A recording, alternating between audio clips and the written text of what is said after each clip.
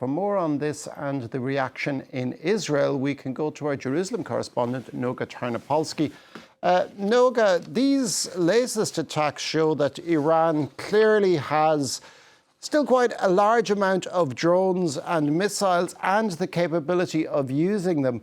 How is it being viewed in Israel after weeks of war that were supposed to put an end to what Israel perceives as the threat from Tehran?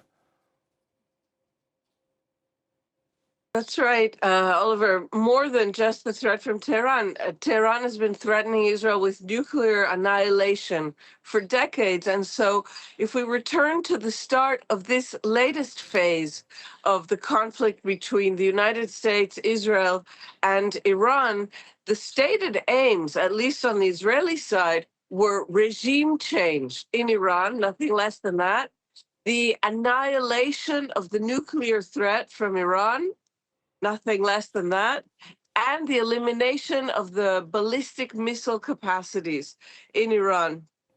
These really remain the major threats that Iran poses to the region, as the entire Persian Gulf region now attests, and yet these matters are not even being discussed anymore.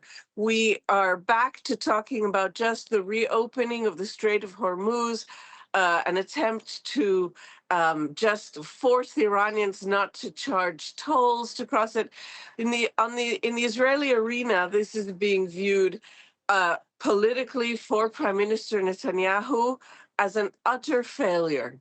And the opposition is absolutely making hay of the fact that not only regarding Iran, but also regarding the fronts in Lebanon and certainly in Gaza, none of them have been resolved. Netanyahu has been unable to even pretend to declare victory regarding any of these fronts.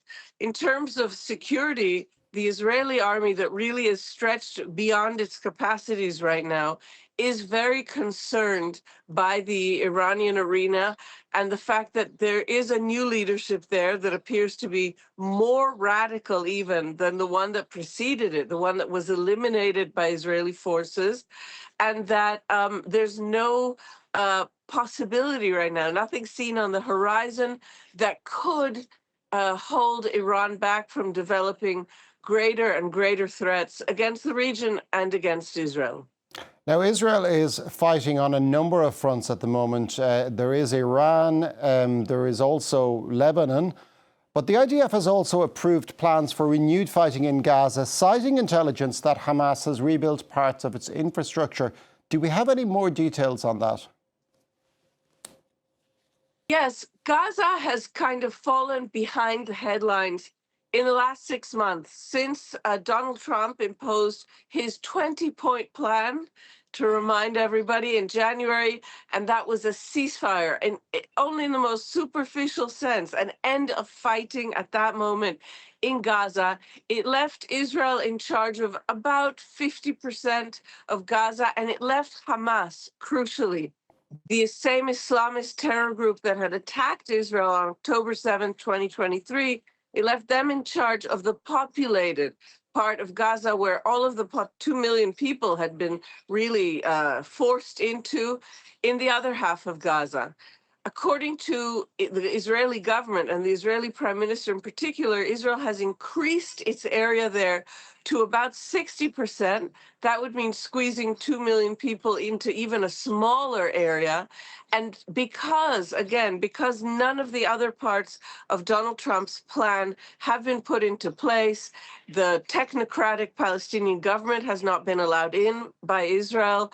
The Board of Peace has not been able to start work, and it's unclear whether they have any funding whatsoever to begin their work in Gaza.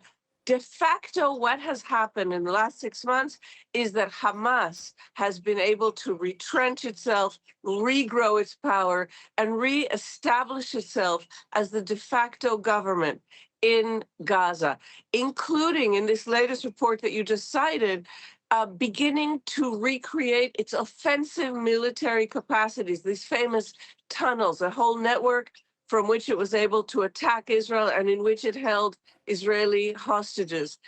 To say that this is an abject failure for the Israeli military and the Israeli government really doesn't exaggerate the point at all. And it is terrifying for the residents of southern Israel, those who survived the worst attack, the worst security failure in the country's history, in which 1,200 people were killed in a single day. So this new report that just came out in the last few hours, this is expected to heat up the political arena here today. And we have to see if the government has any response regarding Lebanon, for example, and regarding Iran. The prime minister has not been able to articulate any strategic vision. And this is becoming more and more of a matter of public condemnation, not just from the opposition, but from regular members of the public who are afraid and frustrated.